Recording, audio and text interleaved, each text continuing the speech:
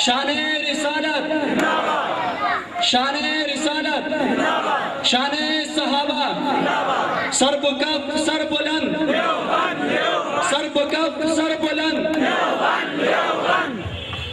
تو میں بات کر رہا تھا آپ علیہ السلام کی عظمت کے حوالے سے کہ آپ کا مقام تو یہ ہے کہ آپ نبی الانبیاء بھی ہیں، آپ امام الانبیاء بھی ہیں، اور پھر آپ کی امت خلفاء راشدین، آپ کے صحابہ کرام، ان کا مقام کیا ہے؟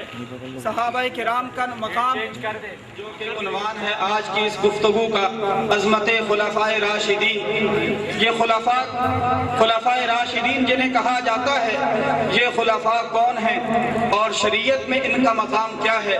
اس حوالے سے میں چند باتیں عرض کر کے اپنی بات کو سمیٹتا ہوں۔ حضرت ارباض بن ساریہ رضی اللہ تعالیٰ عنہ ایک روایت نقل فرماتے ہیں۔ حضرت ارباز کی یہ روایت جس کو امام ابو داؤد، امام ترمذی اور امام ابن ماجہ نے اپنی کتب میں نقل فرمایا ہے۔ حضرت ارباز بن ساریہ رضی اللہ تعالیٰ عنہ روایت فرماتے ہیں کہ حضور نبی رحمت صلی اللہ علیہ وسلم نے ایک دن آپ نے نماز پڑھائی۔ نماز پڑھانے کے بعد آپ صحابہ کی طرف متوجہ ہوئے، آپ نے خطبہ ارشاد فرمایا۔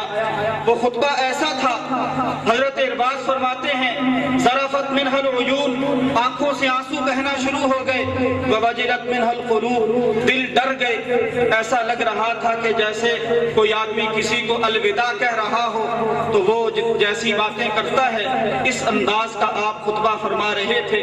تو حضرت ارباز فرمانے لگے، صحابہ نے کہا یا رسول اللہ اوصنا، ہمیں کچھ اور وصیت فرمائیں۔ آپ علیہ السلام نے انہیں کچھ نصائح فرمائے کہ ایاکم والسمع، کہ سمع اور طاعت کرتے رہو، وَإِنْ كَانَ عَبْدًا حَبَشِيًّا، اگرچہ تم پر کوئی حبشی غلام ہی امیر بنا دیا جائے اس کی اطاعت کرتے رہو۔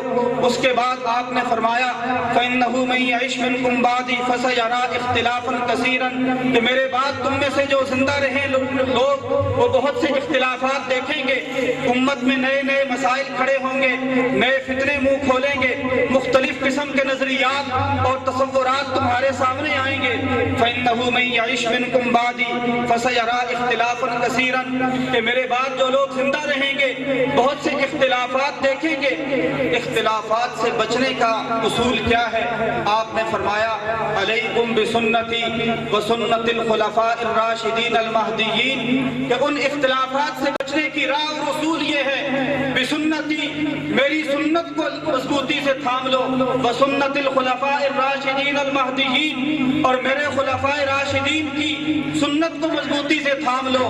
میری سنت اور میرے خلفاء کی سنت تمہیں ان اختلافات کے زمانے میں وہ صراط مستقیم پر قائم رکھے گی، تمہیں اختلافات اور تمہیں بدعات سے بچائے گی۔ میری سنت اور میرے خلفاء کی سنت۔ یہاں ایک بات نقل کر کے بات کو سمیٹنا چاہوں گا۔